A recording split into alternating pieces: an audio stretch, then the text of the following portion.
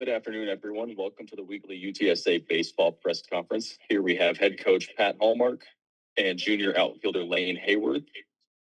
UTSA this week is fresh off a 4-0 week with home victories over Incarnate Word and a sweep of Wichita State. This upcoming week, they will go to number 3 Texas on Tuesday before heading to Memphis for the penultimate conference series of the year. Coach, if you could start us off with your thoughts on the week that was, and then we'll open it up to some questions. I guess it's an understatement to say it was a good week because we went 4-0, but I thought we played pretty well. I thought we played well against UIW. Those guys hit the ball, but I didn't think we pitched poorly because we threw strikes. So we had one little hiccup just in terms of performance on the field. The first game against Wichita wasn't awesome, but we were still able to win, which is a testament to the players' fortitude and persistence. We do have a tough group of young men. And then we played good the other 3 games, and so it was a good week. At least by the time he grows up to become a twat, he still looks. All right, let's start off with questions. First, Mike Capps. Pat, you and I talked about this after the game yesterday, but we were so impressed with 2 people. One, Lane Hayworth, and the other was Qualia. I just thought both these guys brought it, and there were others that did. I'm not trying to downgrade anybody, but Qualia just absolutely didn't let anything bother him. And for a freshman, that's awful mature. Yeah, he was really good. I think Jake's been chomping at the bit, a little restless this season. I think he had, and rightfully so. And what I'm about to say is a positive, but I think Jake had high expectations of himself, which we like that. I think he was a little frustrated first half of the year just in how things were shaking out for him. So I'm happy for Jake because he's a very hard worker. He listens. We've challenged him throughout the year to work on a few things, PFPs and some other things. And Jake has always responded like a grown-up, very mature. He takes coaching. He takes hard coaching, all the things we ask of our players in this program, Jake does. So I'm happy he's finally seeing some results on the field, and other people are noticing some of the things that we've thought about him, which is he's talented and he's determined and he's a hard worker and all those good things. So really, I'm just happy for Jake. Well, and I'm happy for Lane because that was his old team. Lane, you had to feel good sweeping those guys. Felt amazing. Yeah, I felt. What was the best part of it? Best part of it, honestly, just the feeling after 3 games we won. Maybe I got to talk to some of my teammates after the games, and it was good to see them. But it was good to talk to them when we just won. We beat them 3 times. So there you go. Very good, Jerry. Yeah, Coach, if you could talk a little bit about the young man sitting next to you and just kind of what he's brought to the ball club this year. Oh, he's brought a bat. He's brought a big bat to the ball club. You know, he's hits in the 3-hole pretty much all year. And the bat and the RBI and the run production is easily noticed. You know, and that's what everybody sees. And it's the first thing. You know, when you think of Lane, at least me, the 1 year I've been with him, you think about the bat. It's a beautiful swing and it's production. He's answered the call. But I think what goes a little bit under the radar that I love to talk about is his defense. He's played a really good outfield, and we switched him over to left field there for a few games when we lost Det to the when Det was DH and Lane made a great play at Tulane. Second or third inning of game 1 over there, second and third, 2 outs, and he robbed a double in the left center gap. That, again, those plays can sometimes go unnoticed, but they don't go unnoticed by coaches and baseball people because, you make a catch in left center, second and third, 2 outs. You take 2 runs off the board. That's what I try to tell the guys because they'd rather hit a 2-run homer. We all would. But it's as good as a 2-run homer. And he's been really, really good on defense all year. So it's a complete player, very complete player, which we like here. We talk about being complete. So Now, again, I'm so happy for a lot of the guys. We haven't done anything yet in terms of our season. We've got a lot of work in front of us, but some of these guys, like Cappy mentioned, Jake Qualia, and you guys bring up Lane, I'm just happy for them. These are guys that have had, highs and lows and some bumps in their college career and some hiccups. And these are very determined people that invest a lot of time into the game of baseball. So I'm pleased and happy for them that they're reaping some of the rewards from their hard work. All right, let's throw it to Greg. Coach, what has been the key to maintaining the consistency that leads to winning 18 conference series in a row here? Strikes. It always starts with strikes. I almost feel bad when I answer these questions with that reply, and then the next one is always going to the next reply, Greg, is going to be defense. It starts with strikes and it's followed up by defense, and it gets a little old. It gets a little boring. I think the players get a little bored and maybe tune me out a little bit, but I have ways of if I feel like they're tuning me out, I reach back a little bit and tune them back in. But in all seriousness, it's strikes. It starts with strikes. Literally, the game of baseball starts with the pitcher throwing the ball. So it literally starts in our club with throwing strikes. And then we try to play clean defense, one error or less per game. We got some other in-house stuff we talk about that couples with the errors. But that's where it all starts, Greg. If we do that, we have a chance. We have a really good chance because we can score, and we can score in different ways. That's what I like about our offense. We can hit some homers. We've got the fundraising deal with Jason Thompson and Ansira. They're supporting us wonderfully with the home run, and we can hit some homers. But we can beat you in other ways offensively. We can beat you with the bunt. We've won some games with the bunt. We can beat you with base running. We scored on pass balls yesterday 3 times. And then we can get 12 singles too. We can beat you with the walk and the hit by pitch. So I'm very pleased with our versatility offensively, but we need to continue to grow as a defensive unit and a cohesive defensive unit.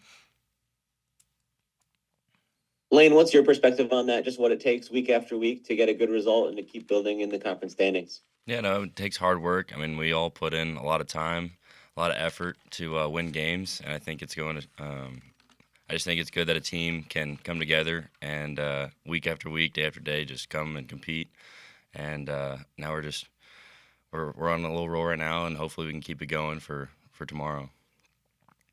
Coach mentioned it's kind of very simple concepts that you guys harp on. Is that he mentioned it can get a little bit boring? How do you sort of keep focus on doing the little things that it takes to keep getting the results? Can you say that one more time? I just know Coach mentioned it was kind of boring at times, the focus on strikes and some of the same things he reiterates again and again. How do you keep focus on the little things that it takes to get the results that you guys want to have? Yeah, I mean, at the end of the day, it's still baseball. I mean, it's still a fun game. We go out there and play our hardest. It's still a game we've always been playing. So, I mean, focusing on the little things is one of the things that he always talks about. And I think once we focus on the little things, we can play really good baseball. Jerry? Yeah, I wanted to ask Lane, growing up in the state of Texas, what were your memories? Did you watch the Longhorns when you were a kid? What are your impressions of what that baseball program is all about? The guys you're about to play tomorrow night. No, sir. I never really went and watched the Longhorns. I grew up in Dallas. I was always a slight A&M fan, not really, but no, I was never a Texas fan. What is that? What is the opportunity, do you think, for your ball club going into tomorrow? Like say they're ranked 3rd or 4th in the nation, and a lot of eyeballs nationally will be on that game tomorrow. For sure. You guys, since the Roadrunners beat them 3 times last year, including once in the playoffs, how are you feeling about the trip to Austin tomorrow to play those guys? Yeah, I mean, I feel good about it. It's a big game for us, especially RPI-wise, game on the road. And it's another opportunity to go beat a big SEC team, and it's always a fun game to go out and play. It'll be a good environment tomorrow, and I think it's just going to be a good opportunity for us to get on a little streak and go into Memphis on a high note. Coach, how do you compare the Longhorns that you've maybe done some scouting on already? How do you compare them to last year's game? It's a little different, I think, in one regard, because it's a Tuesday versus the regional. We did play them last year on a Tuesday, but I think most of the memories, mine included, go back to the regional, where you had to prepare for all their pitching, and here likewise. In other words, Texas would have to prepare differently as well. But so mostly what I think, the answer to your question, the reason I bring that up is the answer to your question for me at this point in time is geared up toward their offense, and they're deeper. They're a little lengthier in their batting order. Last year, I did feel like if you could get Mendoza off the bases, who led off for him last year, and oddly enough, he's hitting in the cleanup spot for him this year. But if you keep him off the bases, and then the switch hitter Rodriguez, and some other guys right there in the middle, the big lefty that's gone now. I felt like if you could keep those three guys in check, you had a really good chance to hold them down. I don't think you're going to hold them down this year. This might sound weird, but they're a little bit like UIW. Like, you're not going to – the message last Tuesday when we played UIW was you're not going to pitch a shutout today. You're not going to pitch a two-hitter today. And it'll be the same this Tuesday. Like, Texas is going to get some hits. Texas is going to score some runs. I think the key to winning this game is quality at-bats in our lineup. And maybe if we can win, you might see – and I could be wrong. Believe me, Jerry, I could have this all wrong, and it'd be 1-0, but that would shock me. But you might see something more in the neighborhood of like 10-8, 12-10, or something like that. They're just deeper. Their lineup is deeper, deeper power. In other words, more people that can do some damage. So that's how I see it. Yeah. Lane, if you could walk us through, obviously you were not with UTSA, but you did see Memphis last year. What do you remember from that team, and what do you expect to see out of this weekend? I remember they had some decent pitching. Their lineup wasn't great. I don't know what their lineup looks like this year, but I'm going to assume the American pitching is decent. I'm sure they got a good Friday guy, a good Saturday guy. But I haven't really looked at. I do know a couple guys on the team. They can hit a little bit, but other than that, I don't really know much about Memphis. But it'll be a fun weekend. Coach, same question for you. Relative to last year, or what I already in terms of their team this year, is that which one? I guess let's start with what you remember from a season ago, and then preview this weekend. It was heated. I remember Ty Hodge. I remember we played a really close game in Game 3. We were fortunate to beat him, but Ty Hodge lined out to center in the ninth. I remember with guys on, and a little frustrated just because he hit the ball so hard. And then he came up to bat in extra innings and blooped one in, kind of full circle, which is baseball. He blooped one in with a guy on to score the winning run, and yeah, that's what I remember about him last year. They always pitch. They're well coached. Matt Reiser, who was at Southeastern over there in Louisiana for years, and as an assistant coach at Rice, and then a head coach at UIW. I've competed against Coach Reiser multiple times over the years, and then since I've been here, we've matched up again, UTSA and Memphis. So I know Coach Reiser well. Very a little bit like us offensively. He tries to play a complete offense and bunt and run if it's there, but he also wants to stand in the box and get some hits. So they'll be good. They reloaded a little bit. Kid named Gupton in center who Coach Aguayo was heavily on this summer. And frankly, we couldn't afford him. I guess Memphis could because he ended up at Memphis, but he's got 12 home runs for him, plays center field, very, very talented hitter. So they can swing the bat a little bit, and then they got a big kid named Howell on Fridays. It's 92 to 95, and they still got Garner.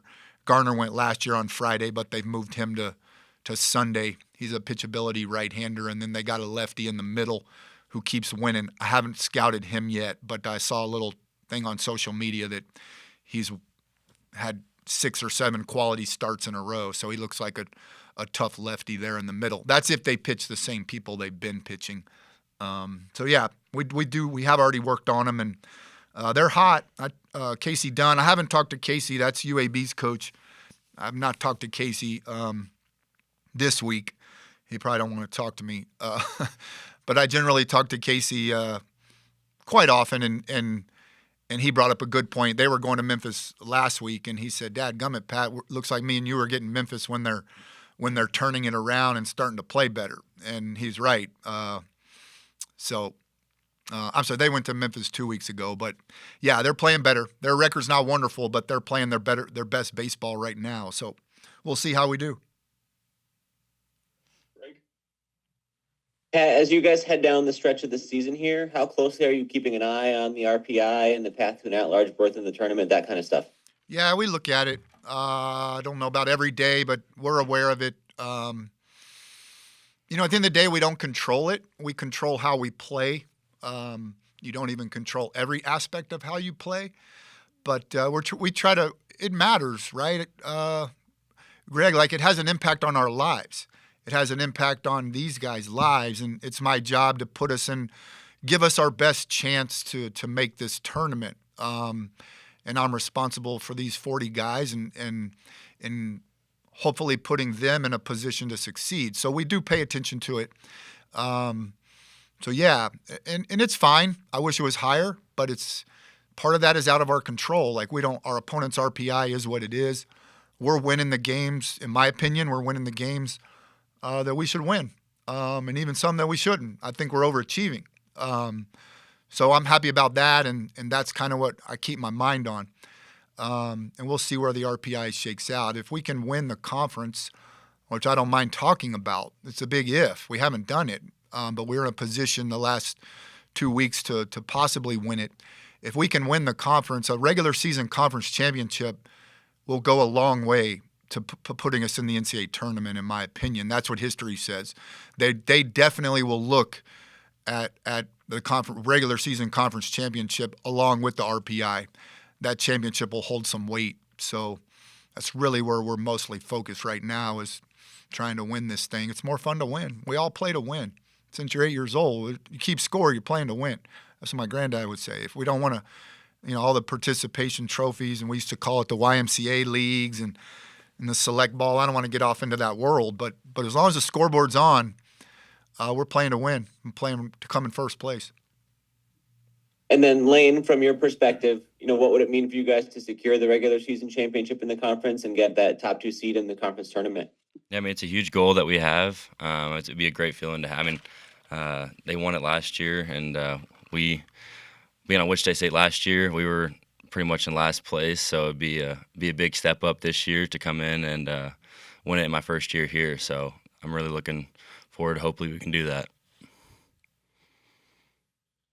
And the last one I have for you is, in the summer when you were talking with Coach about, hey, I'm looking at potentially transferring to UTSA. What was the conversation? What did you see out of the program? What did Coach see out of you? And just walk us through that decision. Mm-hmm. I knew they had a good program going, especially when we played them last year.